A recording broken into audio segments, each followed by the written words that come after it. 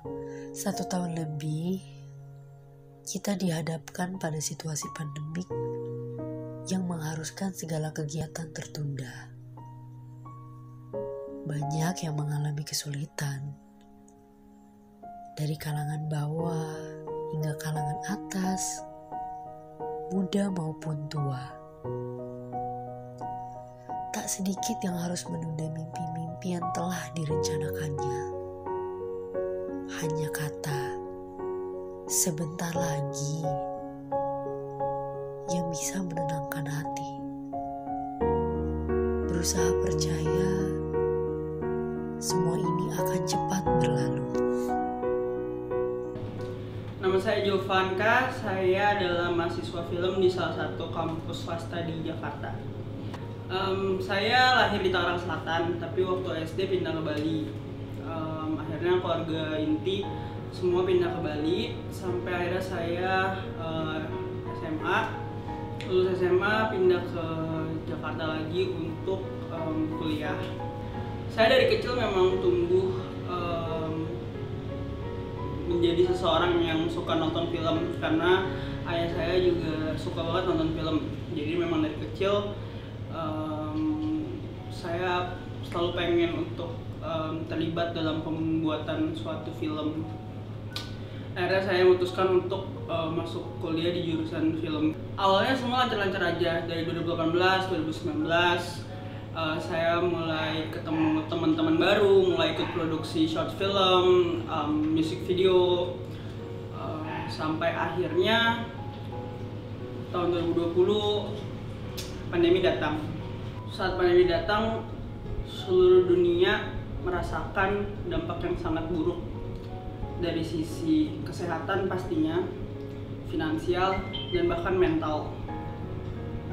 Dan masih banyak lagi hal-hal yang terpengaruh karena ada pandemi.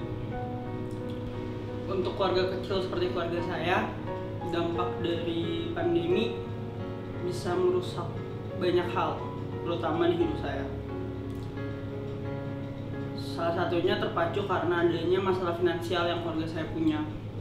Usaha ayah saya terhambat, gaji bulanan ibu saya terpotong, dan masih banyak hal-hal yang membuat efek itu menjadi sangat besar. Selama 6 bulan, saya dan keluarga masih mencoba untuk bertahan. Saya masih ikut kelas online, saya masih tinggal balik di Bali bersama keluarga saya. Namun setelah itu, tabungan mulai habis, kesehatan mental makin terpuruk, suasana di rumah mulai tidak nyaman.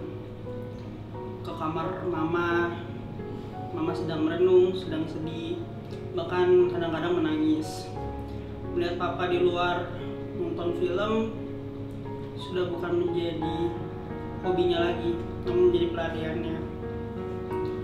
Saya ingat mama pernah bilang, mimpinya adalah mendukung penuh mimpi saya supaya bisa tercapai.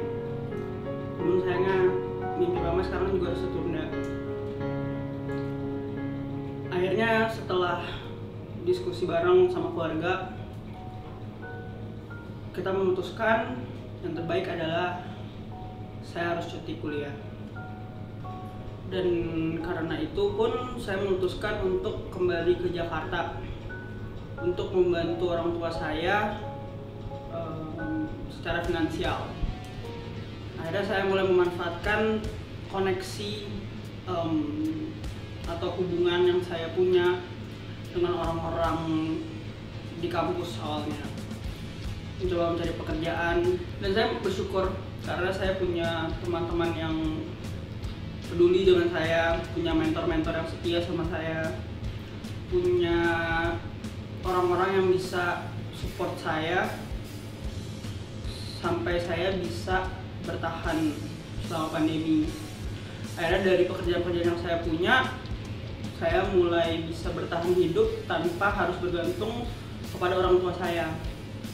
Saya mulai bisa bayar kos sendiri, kehidupan sehari-hari saya biayai sendiri dan tidak ada sama sekali income dari orang tua. Akhirnya saya mulai dipercayakan untuk menjadi produser. Ya walaupun dalam proyek-proyek kecil, namun keuntungannya sangat besar untuk saya. Salah satunya itu menjadi pemicu tumbuhnya harapan saya kembali untuk mencapai mimpi saya yang tertunda dan pastinya mimpi ibu saya. Ya, sebentar lagi. Tak ada yang pasti di hidup ini. Kita, para peraih mimpi, hanya bisa berdoa dan berusaha. Semoga mimpi-mimpi yang terpaksa tertunda akan dilanjutkan lagi dan segera terwujud.